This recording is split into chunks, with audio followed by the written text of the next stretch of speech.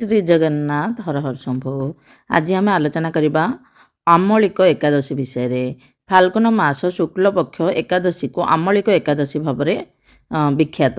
ଏହାର ସଂସ୍କୃତ ନାମ ହେଉଛି ଆମର୍ଦ୍ୟୁକି ଏକାଦଶୀ। ଏଥିରେ ଅଁଳା ବୃକ୍ଷକୁ ଶ୍ରଦ୍ଧା ଓ ଭକ୍ତିର ସହିତ ପୂଜା କରାଯାଏ। ଭଗବାନ ପରଶୁରାମଙ୍କର ପୂଜା ମଧ୍ୟ ଏଥିରେ କରାଯିବାର ବିଧି ରହିଛି। ଅଁଳା ବୃକ୍ଷର ମହିମା ସମ୍ପର୍କରେ ଶାସ୍ତ୍ର ପୁରାଣ ଗୁଡ଼ିକରେ ପ୍ରଚୁର ପ୍ରଶସ୍ତି ଅଛି। ଗଟିକରେ କୁହାଯାଇଛି ଯେ ଏହା ଏପରି ଏକ ମହାବୃକ୍ଷ ଯାହାର ମୂଳରେ ବିଷ୍ଣୁ, ମୂଳର ଉର୍ଦ୍ଧ୍ୱରେ ବ୍ରହ୍ମା, ସ୍କନ୍ଧରେ ପରମେଶ୍ୱର ରୁଦ୍ର, ଶାଖାରେ ମୁନିଗଣ, ପ୍ରଶାଖାରେ ଦେବତା ବୃନ୍ଦ, ପତ୍ରରେ ଅଷ୍ଟବସୁ, ପୁଷ୍ପରେ ମରୁତଗଣ ଏବଂ ଫଳରେ ପ୍ରଜାପତିମାନେ ଅବସ୍ଥିତ। ଏ ଦୃଷ୍ଟିରୁ ଏହି ମହାବୃକ୍ଷ ଅଁଳା ସର୍ବଦେବମୟ ବୋଲି କଥିତ ହୋଇଥାଏ। ଆମଳିକ ଏକାଦଶୀର ଉପାଖ୍ୟାନ ଅନୁସାରେ ପ୍ରାଚୀନ କାଳରେ ବୈଦେଶିକ ନାମରେ ଜଣେ ରାଜା ଥିଲେ। ସେ ଏହି ଏକାଦଶୀ ଦିନ ଅଁଳା ବୃକ୍ଷକୁ ପୂଜା କରିବା ସହିତ ସନ୍ଧ୍ୟାରେ ଘଟ ସ୍ଥାପନ କରି ସାରା ରାତି ଉଜାଗର ରହି ଭଗବାନ ପରଶୁରାମଙ୍କୁ ପୂଜା କରୁଥିଲେ। ଜଣେ ବ୍ୟାଧ ସାରା ରାତି ଉଜାଗର ରହି ଭଗବାନ ପରଶୁରାମଙ୍କୁ ଦର୍ଶନ କରି ଆଗ୍ରହ ଓ ଭକ୍ତିର ସହିତ ସେହି ପୂଜା ଦେଖୁଥିଲା। ସେହି ବ୍ରତ ଓ ପୂଜାର ଫଳ ବୈଦେଶିକ ରାଜା ତ ପାଇଲେ, କିନ୍ତୁ ସେହି ପୂଜାବିଧି ଦର୍ଶନ କରୁଥିବା ବ୍ୟାଧ ମଧ୍ୟ ତାହାର ଫଳ ପାଇଲା।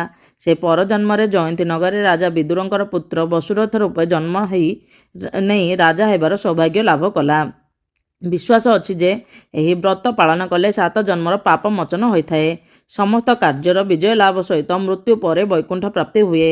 ବ୍ରତ ପାଳନକାରୀଙ୍କର ପିତୃକୁଳ ଓ ମାତୃକୁଳର ମଙ୍ଗଳ ହୁଏ। କିନ୍ତୁ ଏହି ବ୍ରତ ସହିତ ଜଡ଼ିତ ଉପାଖ୍ୟାନଟାରେ ମହତ୍ତ୍ୱପୂର୍ଣ୍ଣ ବାର୍ତ୍ତା ହେଉଛି, ନିଜେ ଜଣେ ପୂଜା ବା ବ୍ରତ ନ କରି ଭଗବାନଙ୍କୁ ଦର୍ଶନ କରିବା ସହିତ ଆଗ୍ରହ ଓ ଭକ୍ତି ସହକାରେ ଅନ୍ୟର ପୂଜା ବା ବ୍ରତ ପାଳନକୁ ନିରୀକ୍ଷଣ କଲେ ମଧ୍ୟ ପୂଜା ଓ ବ୍ରତ ପାଳନର ସୁଫଳ ମିଳେ। ଏହା ରହିଲା ଆମର ଆମଳିକ ଏକାଦଶୀ ବା ଅଁଳା ଏକାଦଶୀର କଥା। ଆପଣଙ୍କୁ ଯଦି ଏହି ତଥ୍ୟ ଭଲ ଲାଗୁଛି ନିଶ୍ଚିତ ଭାବେ ଲାଇକ୍, ସେୟାର ଆଣ୍ଡ ସବସ୍କ୍ରାଇବ୍ କରିଦେବେ। କମେଣ୍ଟରେ ଜୟ ଶ୍ରୀ ଜଗନ୍ନାଥ କହିଦେବେ।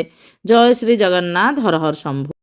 ଏଇଥର ଏକାଦଶୀକୁ ପାପନାଶିନୀ ଏକାଦଶୀ ମଧ୍ୟ କୁହାଯିବ, କାରଣ ଏଇଥର ଶୁକ୍ଳ ଦ୍ୱାଦଶୀରେ ପୁଷ୍ୟ ନକ୍ଷତ୍ର ପଡ଼ୁଛି। ତେଣୁ ଏହି ଏକାଦଶୀର ମହତ୍ତ୍ୱ ବହୁତ ଅଧିକ ରହିଯାଉଛି। ଏହି ଏକାଦଶୀ ବ୍ରତ କରିବା ଦ୍ୱାରା ସମସ୍ତ ପ୍ରକାର ପାପରୁ ମୁକ୍ତି ମିଳିଥାଏ ବୋଲି ବିଶ୍ୱାସ ଅଛି। ଯଦି ଆପଣ ଏକାଦଶୀ ବ୍ରତ କରୁଛନ୍ତି କିମ୍ବା ନ କରୁଛନ୍ତି ମଧ୍ୟ ନିଶ୍ଚିତ ଭାବରେ ଭଗବାନଙ୍କୁ ଏହି ଦିନ ପ୍ରାର୍ଥନା କରନ୍ତୁ, ଦେଖିବେ ସମସ୍ତ ଦୁଃଖ ଦୂର ହୋଇଯିବ। ଜୟ ଶ୍ରୀ ଜଗନ୍ନାଥ, ହର ହର ଶମ୍ଭୁ।